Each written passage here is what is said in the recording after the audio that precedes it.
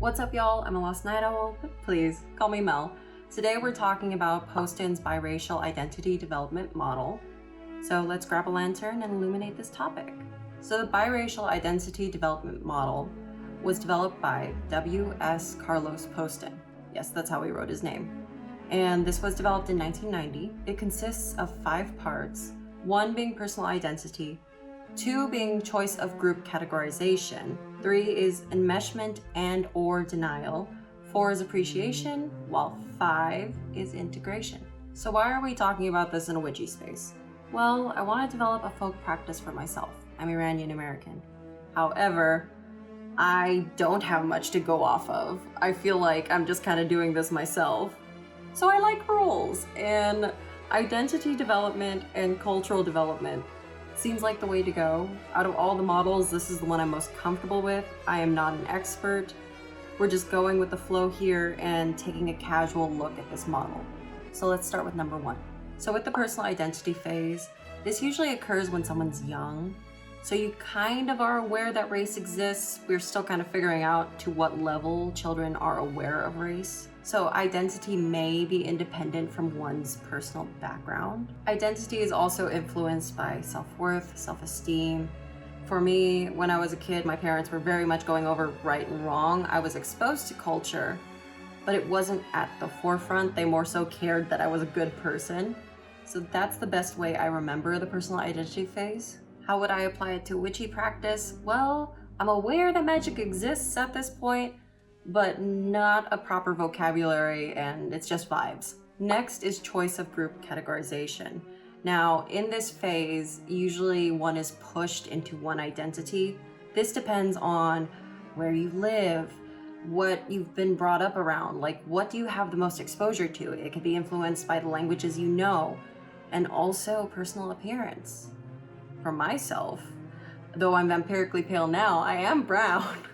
So most people accepted the Iranian half of my identity, but the German half kind of took the wayside, or people struggled with that the most.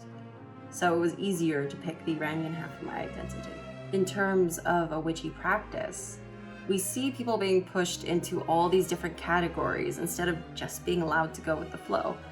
I feel like for myself, if I have to pick something, it's the Death Witch category. Mind you, I do identify with it. It does fit, but it doesn't encompass everything. The only addendum I have for the choice of group categorization is that there are individuals that choose the multicultural path. They don't abandon the rest of their identities for the one that is most accepted or the most exposed to, based on socio status and parental and social factors. The next phase is enmeshment and or denial.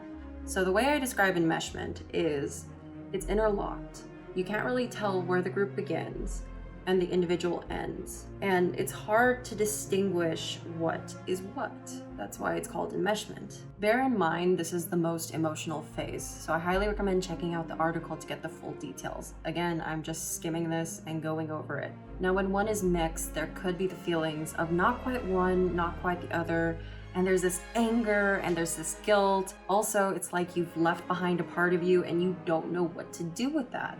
So to get out of this phase, you have to leave behind the anger and the guilt and get to a place of acceptance, but also a place of appreciation. With my mother returning to the States and my father immigrating to the States, acculturation did occur. I was most exposed to my father's culture, so my mother's culture took the back burner, and it created a lot of conflicting feelings. I still don't feel fully connected to my mother's side, but I've also accepted feeling mixed, feeling not quite like one, not quite like the other. But I've also found joy in moving forward with that. In terms of witchcraft, I'm a medium, so it does alter my perception of how I move forward with things, how I understand things, because spirits have opinions. So my practice is not going to look like everyone else's. So that also left me with the feelings of not quite one, not quite the other, and just kind of going with the flow until I found what felt like me. So if any of this resonated with you so far, let me know. Tell me your stories. How have you gone through your practice thus far? Let's move on to the 4th category, which is appreciation. Now, you can be a lifelong learner in this category, but what marks this category is you appreciate all your identity factors. And if you picked one, you're happy that you picked one, or you accept it. You're at an okay point where you can fully take in all the parts that make you, you. For me, this is where I am culturally, but this is also where I believe my folk practice begins.